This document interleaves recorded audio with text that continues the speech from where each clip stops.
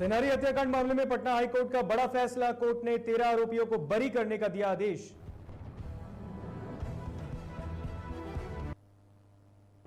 पारस अस्पताल पर लगे आरोपों की तेज हुई पुलिस जांच। सीसीटीवी का वीडियो फुटेज जब्त, मेडिकल टीम भी करेगी जांच। पंचायती राज मंत्री सम्राट चौधरी भागलपुर पहुंचे। सुल्तानगंज रेफरल अस्पताल का किया निरीक्षण, बेहतर सुविधा बहाल करने का दिया निर्देश। कोरोना को लेकर झारखंड सरकार का बड़ा फैसला, जमानत और पैरोल पर छोड़े जाएंगे 7,000 कैदी।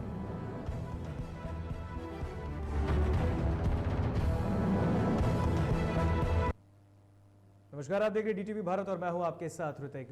बढ़ते हैं खबरों की तरफ। कोरोना महामारी के बीच पटना के आईजीआईएमएस अस्पताल में जूनियर डॉक्टर अपनी मांगों को पूरा ना होने पर हड़ताल पर चले गए हैं। उनकी मांग है कि उनके स्टाइपेंड में बढ़ोतरी की जाए। उन्होंने कहा कि वे दिन रात कोरोना मरीजों के इलाज में लगे हैं। ऐसे में अगर वे कहीं खुद कोरोना संक्रमित हो गए तो उन्हें समुचित इलाज मिलना चाहिए। यही नहीं, जूनियर डॉक्टरों ने सरकार से उनकी स्वास्थ्य बीमा कराने की भी मांग की है। पटना के आईजीएमएस स्थित इंदिरा गांधी मेडिकल अस्पताल में है। यहाँ के जो जूनियर डॉक्टर हैं वो हड़ताल पर हैं और क्या कारण है ये उनसे जानते हैं। मैम, आपका नाम क्या है? मेरा नाम है डॉक्टर सोनाली, मैं यहाँ पे इंटर्न हूँ। मैम, तो क्या कारण है आपके हड़ताल का, ये बताएं। ओके, तो हम लोग यहाँ पे हड़ताल इसलिए कर रहे हैं क्योंकि हम चाहते हैं कि हमें जो स्टाइपेंड मिल रहा है उसके अलावा कोविड अलाउंस, जैसे बाकी स्टेट्स मुंबई या दिल्ली में गवर्नमेंट ने ये इनिशिएटिव लिया है कि जो फ्रंटलाइन वर्कर्स है। अलायंस मैम क्या है ये बताएं पहले, किस तरीके का कोविड अलायंस जो है बाहर मिल रहा है और आप लोगों को नहीं मिल रहा है? मैं आपको एक एग्जांपल देना चाहूँगी। दिल्ली गवर्नमेंट का इनिशिएटिव है कि जो कोविड डेडिकेटेड हॉस्पिटल्स हैं, जैसे कि मौलाना आज़ाद है, ऐसे हॉस्पिटल्स में उन्होंने कोविड अलाउंस डिसाइड किया है। जैसे कि 8 घंटे की शिफ्ट पे 1,000 अलाउंस है, 12 घंटे की शिफ्ट पे 2,000 का अलाउंस है। तो वहाँ पे गवर्नमेंट ने बिना किसी स्ट्राइक या बिना स्टूडेंट्स के हम ऐसे ड्यूटी रोके या कुछ अलग से हड़ताल किए, उन्होंने खुद से ये लागू किया था। तो हम चाहते हैं कि यहाँ भी वैसा ही एक अलाउंस, जो इंटर्न्स काम कर रहे हैं अलग से, जो कोविड वार्ड्स में काम कर रहे हैं, उन्हें ये अलाउंस दिया जाए। तो मैम, अगर आपकी बातें, आपकी मांग नहीं होती है तो फिर आप आगे क्या करेंगे? हम जैसे अभी स्ट्राइक पे है, हम वैसे ही रोज आएंगे, सर के ऑफिस के बाहर खड़े रहेंगे जब तक हमारी मांगे मानी नहीं जाएंगी। पर हाँ, हम इतने इनसेंसिटिव नहीं है। हम जानते हैं कि सिचुएशन अभी देश में कैसा है। हम जानते हैं कि पेशेंट्स को हम ऐसे छोड़ नहीं सकते। तो जिन्हें अभी ड्यूटी पे होना था, ये मैं आपको बता देती हूँ कि इंटर्न्स जिनको अभी ड्यूटी पे होना था वो अभी ड्यूटी पे हैं। 100 लोगों में से जितनों की पोस्टिंग थी वो लोग अभी ड्यूटी पे है, और जिन्हें आइसोलेशन में रहना था, यानी जिनकी छुट्टी थी, जिन्हें घर पे रहना था, वो लोग छोड़ कर आए हैं, यहाँ पे स्ट्राइक कर रहे हैं। शुक्रिया। थैंक तो आपने सुना कि जो यहाँ के इंटर्न डॉक्टर हैं उनका साफ तौर पर कहना है कि हम जो लोग हैं, जो पेशेंट हैं, उनके प्रति अच्छे व्यवहार में रहेंगे। जो लोग आइसोलेशन में हैं वही सिर्फ अभी धरना करेंगे या जो स्ट्राइक करेंगे, बाकी लोग काम करेंगे। कैमरा पर्सन अमित के साथ मैं उत्कर्ष, डीटीवी भारत, पटना। पटना के आईजीआईएमएस में जूनियर डॉक्टरों की हड़ताल पर जाने के बाद विपक्ष ने सरकार पर एक बार फिर हमला बोला है। इसी कड़ी में पटना में आरजेडी विधायक रणविजय साहू ने सरकार पर सवाल उठाते हुए कहा कि आज सरकार की वजह से आईजीआईएमएस के जूनियर डॉक्टर हड़ताल पर गए हैं। उनकी मांगों को सरकार को गंभीरता से लेना चाहिए। वहीं उन्होंने तेजस्वी यादव द्वारा उनके आवास को आइसोलेशन सेंटर को भी चलाने की नीतीश गवर्नमेंट से मांग की है। वक्त टूटर खेलने का नहीं है, ये वक्त है मानवता का जो शर्मसार हो रहा है, मानवता, इंसानियत, गरीब की जान बचाने की बात हो रही है। यही काम तो कर रहे हैं नेता प्रतिपक्ष तेजस्वी प्रसाद यादव। आदरणीय लालू प्रसाद यादव जी के निर्देश पर तमाम बिहार के राष्ट्रीय जनता दल के विधायक, प्रत्याशी, वर्कर, कार्यकर्ता लगातार लगे हुए हैं। और बड़ी खबर सामने आ रही है सेनारी नरसंहार मामले में, जहां पटना हाईकोर्ट ने बड़ा फैसला लिया है और इस फैसले में 13 दोषियों को बरी करने का पटना हाईकोर्ट ने आदेश दिया है। हाईकोर्ट ने निचली अदालत के फैसले को भी रद्द किया है। बड़ी खबर हम आपको टीवी स्क्रीन पर दिखा रहे हैं। पटना हाईकोर्ट का बड़ा फैसला अभी सामने आ रहा है। सेनारी हत्याकांड मामले में 13 दोषियों को बरी करने का आदेश भी दिया गया पटना हाईकोर्ट की तरफ से। बड़ी खबर हम आपको बता रहे हैं और ये अभी के अभी जस्ट सामने आया ये खबर और हम आप तक ये साझा कर रहे हैं। हाईकोर्ट ने निचली अदालत के फैसले को रद्द भी कर दिया है। पटना हाईकोर्ट ने बड़ा फैसला सुनाया है और सेनारी नरसंहार मामले में 13 दोषियों को बरी करने का आदेश दिया है। बड़ी खबर हम आपको बता रहे हैं, पटना हाईकोर्ट का बड़ा फैसला। पटना हाईकोर्ट का बड़ा फैसला सामने आया है, जहां नरसंहार मामले में 13 दोषियों को बरी करने का पटना हाईकोर्ट ने आदेश दिया है। तो ये सिनारी हत्याकांड मामला है, जिसमें इस नरसंहार मामले में हाईकोर्ट ने निचली अदालत के फैसले को रद्द करते हुए अपना फैसला सुनाया है और इस मामले में 13 दोषियों को बरी करने का भी आदेश दिया है।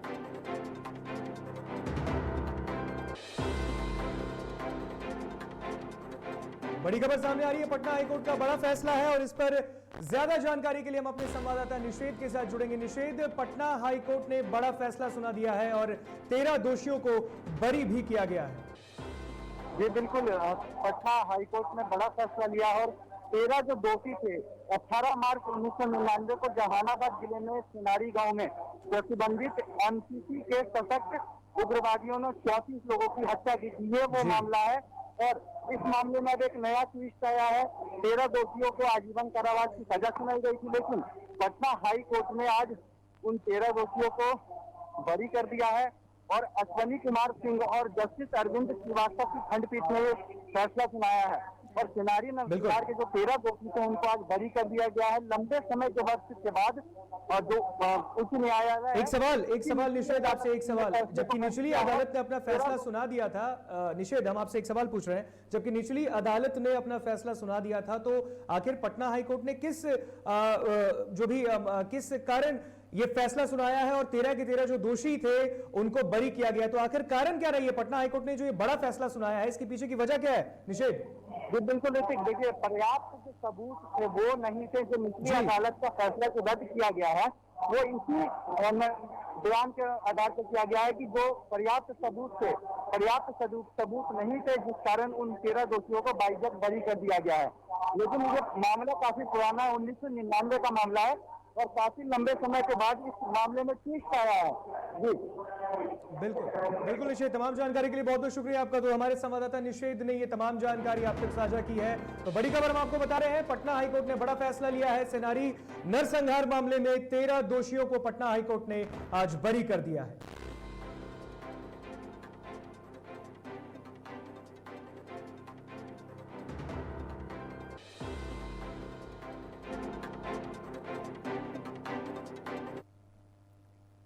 चलिए खबरों में आगे बढ़ेंगे। बिहार के पंचायती राज मंत्री सम्राट चौधरी भागलपुर के सुल्तानगंज पहुंचे, जहां उन्होंने रेफरल अस्पताल का निरीक्षण किया है और साथ ही साथ मौके पर स्थिति का जायजा भी मंत्री ने लिया है। इस दौरान उन्होंने अस्पतालों में बेहतर सुविधा बहाल करने का निर्देश पदाधिकारियों को दिया। यही नहीं, मंत्री सम्राट चौधरी ने सामुदायिक किचन का भी निरीक्षण किया है। इस दौरान मौके पर मंत्री सम्राट चौधरी के साथ स्थानीय विधायक भी मौजूद रहे।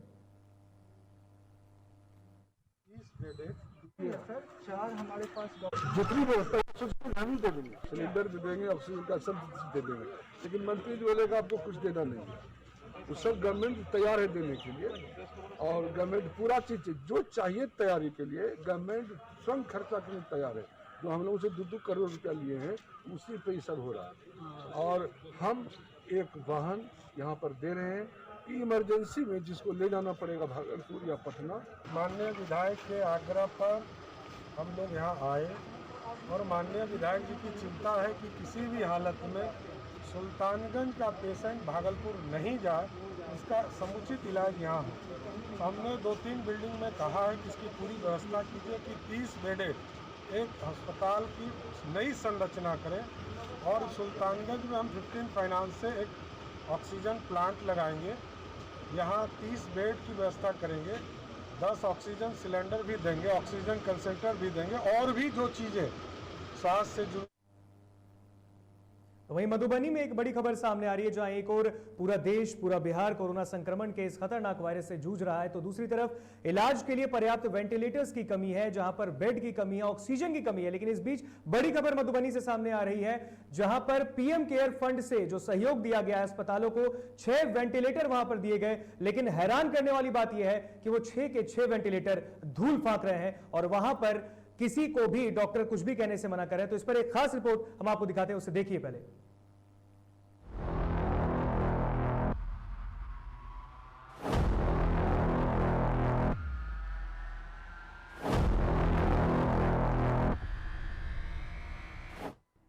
न बदली व्यवस्था न सुधरे हालात, क्या बात है मोदी सरकार। देश में बढ़ते कोरोना संक्रमण के बीच बिगड़ती हुई स्वास्थ्य व्यवस्था को दुरुस्त करने के लिए प्रधानमंत्री नरेंद्र मोदी ने 27 मार्च 2020 को पीएम केयर फंड का ऐलान किया और कोरोना महामारी जैसे इस विपदा से निपटने के लिए लोगों से दान करने की अपील की, जिसके बाद देश की जानी मानी हस्तियों और औद्योगिक घरानों ने इसमें बड़ी रकम दान की। इस फंड के लिए पैसे देने वाले को कारपोरेट सोशल रिस्पॉन्सिबिलिटी यानी CSR के तहत देश में छूट भी मिली। वही पीएम केयर फंड में जमा हुए पैसे से सरकार ने स्वास्थ्य व्यवस्था को दुरुस्त करने का बीड़ा उठाया और सबसे पहले देश में कोरोना संक्रमण से आपदा की स्थिति को देखते हुए और स्थितियों को पहले से ही भांपकर वेंटिलेटर को खरीदने का निर्णय किया और 58,850 वेंटिलेटर का ऑर्डर दिया, जिसमें देश में तकरीबन 30,000 वेंटिलेटर खरीदे गए। वैसे तो साल 2020 में देश में वेंटिलेटर की संख्या को लेकर कोई सरकारी आंकड़ा उपलब्ध नहीं था, लेकिन सरकारी आंकड़ों में कुल आईसीयू बेड के हिसाब से अंदाजन देश में 18 से 20,000 वेंटिलेटर उपलब्ध थे, जो कि बिगड़ी हुई हाल में बचाव के लिए कम थे, जिसके बाद सरकार ने वेंटिलेटर खरीदने का फैसला लिया।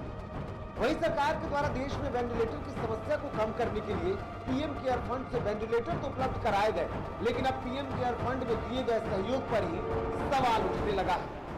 दरअसल केंद्र सरकार द्वारा पीएम केयर फंड के तहत कई राज्यों के साथ ही बिहार को भी लगभग 500 वेंटिलेटर उपलब्ध कराए गए, जिसमें से अधिकतर धूल फाक रहे हैं, क्योंकि इनमें से ज्यादातर वेंटिलेटर अब तक इंस्टॉल ही नहीं हुए हैं या स्टाफ की जरूरी ट्रेनिंग या फिर कमी के कारण सेवा नहीं दे पा रहे।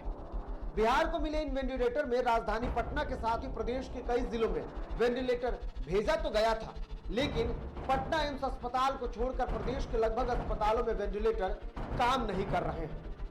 वहीं मधुबनी में पीएम केयर फंड के द्वारा मिले कुल 6 वेंटिलेटर अब भी धूल फाक रहे हैं, जिसको लेकर डीटीवी भारत संवाददाता आकिल हुसैन ने मधुबनी जिला मुख्यालय स्थित ग्रिप्स अस्पताल का दौरा किया, जहां उन्होंने देखा कि मधुबनी जिला प्रशासन द्वारा ग्रिप्स अस्पताल को 6 वेंटिलेटर दिए जरूर गए, परंतु वह अस्पताल के कोने में अपनी बारी का इंतजार कर रहा है। वहीं इस संबंध में अस्पताल प्रबंधक ने बताया कि जिला प्रशासन से मिले सभी वेंटिलेटर खराब हैं, जिसे ठीक कराने का प्रयास किया जा रहा है। जी, हमें प्रशासन की तरफ से 6 वेंटिलेटर प्रोवाइड किया गया था और वेंटिलेटर के साथ साथ हमें सारी ज़रूरत की चीज़ें और जितने भी हेल्प हमें प्रशासन की तरफ से चाहिए थे वो हमें मिली है। पीएम केयर से 6 वेंटिलेटर मिला था आपके हॉस्पिटल को, चल रहा है कि नहीं? जी, पीएम केयर से जो 6 वेंटिलेटर मिले उसमें इनलेट आउटलेट का प्रॉब्लम है। उनका जो आउटलेट है वो हमारे इनलेट से मैच नहीं करता, उसके लिए हमने अपने टेक्नीशियन से बात की है। 3 वेंटिलेटर जो है बहुत जल्द कार्यरत हो जाएगा, बाकी 3 के लिए हम रेल के इंजीनियर से बात कर रहे हैं, उनके टेक्नीशियन ताकि वो आके जो भी उसमें त्रुटियाँ उसको ठीक करें। अब सवाल उठता है कि जिन अस्पताल के पास वेंटिलेटर ऑपरेटर करने वाले डॉक्टर भी हैं, वहां दिए गए वेंटिलेटर ही खराब है। कोरोना के कठिन दौर में सरकार अपनी कमी को सुधारने के बजाय सिर्फ वेंटिलेटर के नाम पर अपनी वाहवाही बटोर रही है, लेकिन सच क्या है ये सब आपके सामने है। डीटीवी भारत के लिए मधुबनी से आकिल हुसैन की रिपोर्ट।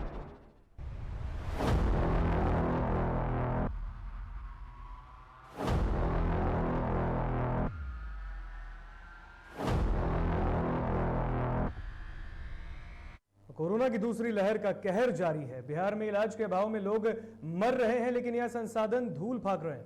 आपको बता दें कि सूबे में पीएम केयर फंड से मिले वेंटिलेटर्स पर अब विपक्ष भी हमलावर है। इसी कड़ी में पटना में कांग्रेस प्रवक्ता राजेश राठौड़ ने बिहार सरकार और स्वास्थ्य मंत्री मंगल पांडे पर हमला बोला है। उन्होंने कहा कि बिहार में स्वास्थ्य विभाग की इतनी बड़ी लापरवाही सामने देखने को मिल रही है, ऐसे में वे सरकार से मांग करते हैं कि इस समस्या को जल्द से जल्द दूर करें और तमाम वेंटिलेटर्स को मरीजों के इलाज के उपयोग में लाया जाए। स्वास्थ्य मंत्री मंगल पांडे पिछले कोरोना काल में भी भूमिगत हो गए थे। इस कोरोना काल में पूरा नकारा साबित हुए। इस कोरोना काल की तैयारी के लिए 1.25 साल का समय मिला। पीएम केयर फंड से वेंटिलेटर आए और उसके चलाने के लिए टेक्नीशियन नहीं है। आखिर मंगल पांडे जी इस 1.25 साल में क्या तैयारी की है? बिहार में कोरोना और ब्लैक फंगस के बाद अब व्हाइट फंगस ने भी दस्तक दे दिया है, जिसके बाद लोगों में डर का माहौल है।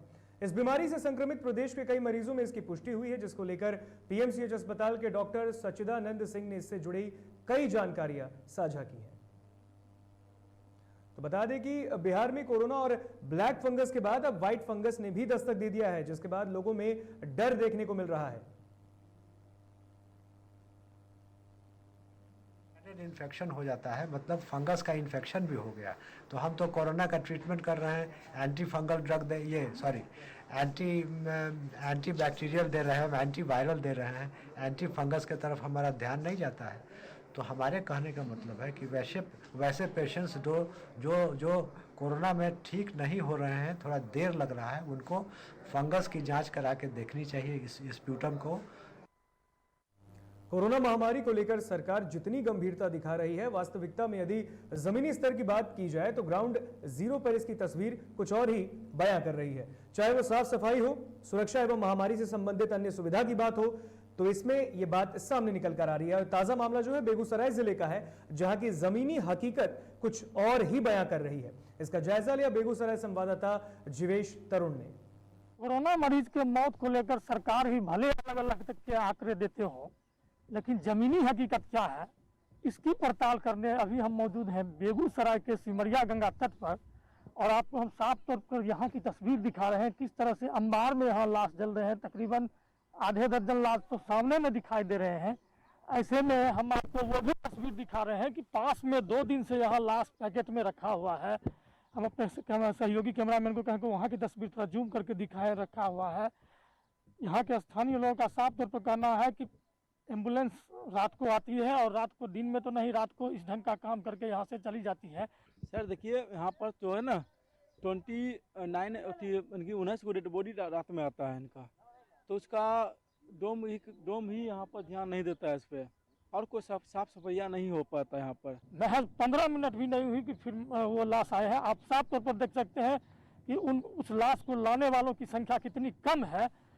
ऐसे में स्थिति यहाँ काफ़ी दयनीय हो गई है। और जो यहाँ स्थानीय लोग बता रहे हैं उसके मुताबिक कहीं ना कहीं यहाँ के सुरक्षा को लेकर सवाल पैदा हो रहे हैं, चाहे वो मलिक स्तर की बात हो, चाहे वो जिला प्रशासन स्तर की बात हो।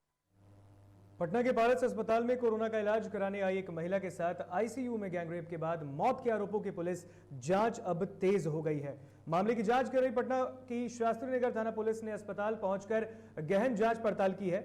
उधर पीड़िता के इलाज में गड़बड़ी हुई या नहीं, इसकी जांच भी मेडिकल टीम करेगी। पुलिस ने पारस अस्पताल के आईसीयू के बाहर लगे सीसीटीवी फुटेज को भी जब्त कर लिया है। पुलिस इस फुटेज को खंगालने में लगी है।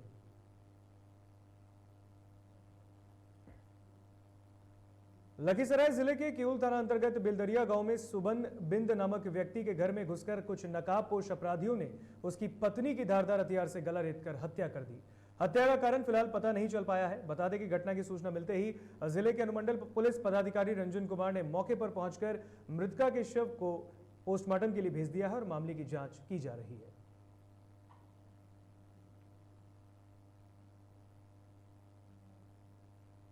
पटना जिले के मोकामा से दिल दहला देने वाली एक घटना सामने आई है। बताया जा रहा है कि नगर थाना क्षेत्र में एक विक्षिप्त पिता ने अपनी ही 2 मासूम संतानों को कुल्हाड़ी से काटकर मौत के घाट उतार दिया।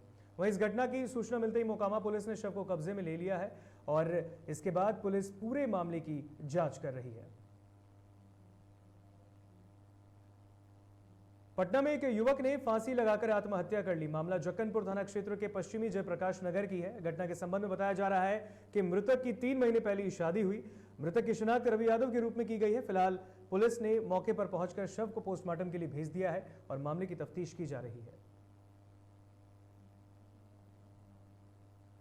गया जिले के कोतवाली थाना क्षेत्र के जीबी रोड स्थित लॉकडाउन को ध्यान में रखते हुए पुलिस के द्वारा वाहन चेकिंग अभियान चलाया गया।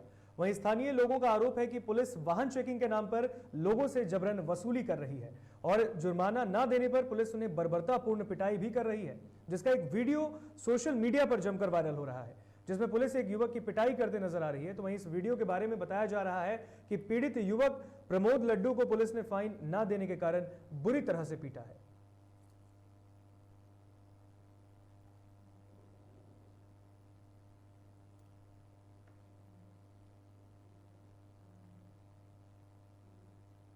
औरंगाबाद के घोरहद गांव निवासी शंकर तिवारी पर अपनी पत्नी के साथ दहेज के लिए मारपीट करने का आरोप है। बताया जा रहा है कि उत्तर प्रदेश के बलिया जिले के निवासी शिवजी पांडे ने अपनी बेटी की शादी 11 मई 2013 को औरंगाबाद जिले के मदनपुर प्रखंड के निवासी शंकर तिवारी से की, लेकिन शादी के 6 महीने बाद ही ससुराल वालों ने 6 लाख दहेज की मांग की, जिसे न देने पर लड़की को प्रताड़ित किया गया। इसी मामले को लेकर ये बात सामने आ रही है और लड़की के पिता ने ससुराल वालों पर मारपीट और प्रताड़ित करने का आरोप भी लगाया है और साथ ही थाने में प्राथमिकी भी दर्ज की है, जिसके बाद पुलिस ने कार्रवाई करते हुए आरोपी पति को जेल भेज दिया है।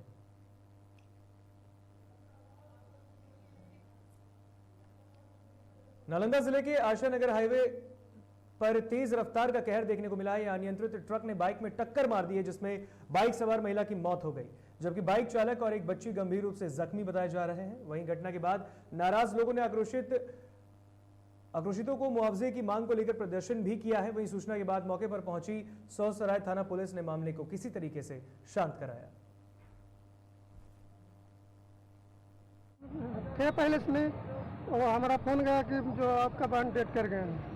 ये जा रहा था सिला से माधोपुर धर्मपुर और इसका एक्सीडेंट हो गया रास्ता में और अपना कागज लाने के लिए जा रहा था। ड्यूटी था 3-4 दिन के बाद से, पोस्टिंग करना था कहीं, वही जा रहा था कागज लाने 3-4 दिन के। उत्तर प्रदेश के अमेठी में पिछले 48 घंटों से लगातार हो रही बारिश के कारण सब्जी की फसल उगाने वाले किसानों का नुकसान हुआ है। किसानों के खेतों में पानी भर गया है, जिसके कारण उनकी सब्जियां सड़ने लगी हैं। मई के महीने में किसान मौसमी सब्जियों के अलावा मूंग और उड़द की भी खेती करते हैं, लेकिन बेमौसम लगातार बरसात की वजह से खेतों में पानी भर गया और उनकी सारी मेहनत पर भी पानी फिर गया है। किसानों की सारी मेहनत पर और कमाई पर भी इस बारिश ने पानी फेर दिया है।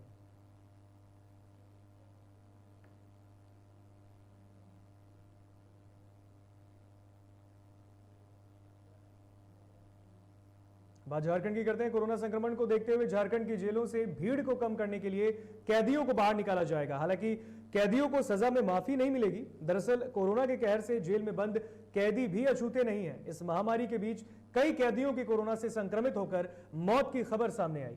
ऐसे में संक्रमण फैलने का खतरा और बढ़ गया है। इसके चलते सुप्रीम कोर्ट के आदेश के बाद जमानत और पैरोल पर 7,000 कैदी छोड़े जाएंगे। बता दें कि झारखंड में कुल 29 जेल हैं, जिसमें 7 केंद्रीय कारागार, 14 जिला कारा, 1 ओपन जेल और बाकी सब जेल हैं। इन जेलों में लगभग 23,000 कैदी बंद हैं। उच्चतम न्यायालय के आदेश के आलोक में हम लोग ने कार्रवाई शुरू कर दी है।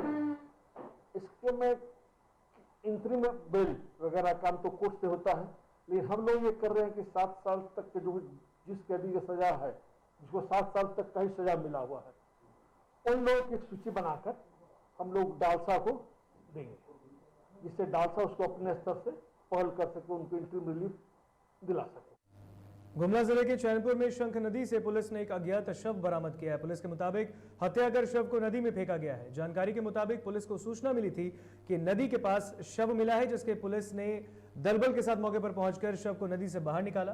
फिलहाल शव को पोस्टमार्टम के लिए अस्पताल भेजा गया है, जिसके बाद से ही पुलिस पूरे मामले की जांच पड़ताल कर रही है। और धनबाद में एक रेलवे कर्मी की पत्नी का शव उसके ससुराल में पंखे से झूलता मिला है। महिला ने पहले सोशल मीडिया पर एक वीडियो शेयर किया और फिर फांसी के फंदे से झूलकर खुदकुशी कर ली। वहीं वायरल वीडियो से धनबाद में सनसनी फैल गई है। वीडियो में वह रो रोकर अपने पति और ससुराल वालों पर प्रताड़ित करने का आरोप लगा रही है। इधर घटना की सूचना मिलते ही मौके पर पहुंची पुलिस ने शव को कब्जे में लेकर पोस्टमार्टम के लिए भेज दिया है और आगे की कार्रवाई में जुटी है। हम सुसाइड करना चाह रहे हैं, कहते ना कि अब बर्दाश्त नहीं गलती किए हैं, यहाँ आके बहुत गलती किए। हमको क्या पता था, हम तो इंसान को मौका दिए थे। हम बोले थे ना, इंसान ही नहीं रहेगा तो उसको गलती का क्या करेंगे। हमको लगा कि तेल कंपनियों ने शुक्रवार को पेट्रोल डीजल की कीमतों में बढ़ोतरी की है। दिल्ली के बाजार में पेट्रोल 93 रुपए 4 पैसे प्रति लीटर है, जबकि डीजल की कीमतों में भी मामूली बढ़ोतरी की गई है। दिल्ली में डीजल का भाव 83 रुपए 80 पैसे प्रति लीटर की बात बताई जा रही है। कोलकाता में भी पेट्रोल डीजल की कीमत 1 रुपए 19 पैसे बढ़ाई गई है। इससे पहले गुरुवार को पेट्रोल और डीजल की कीमतों में कोई बदलाव नहीं हुए थे, जिसके कारण गुरुवार को भी बुधवार की तरह दिल्ली में पेट्रोल की कीमत 92 रुपए 85 पैसे प्रति लीटर रहा। वहीं गुरुवार को डीजल की कीमत 83 रुपए 51 पैसे प्रति लीटर की बात बताई गई।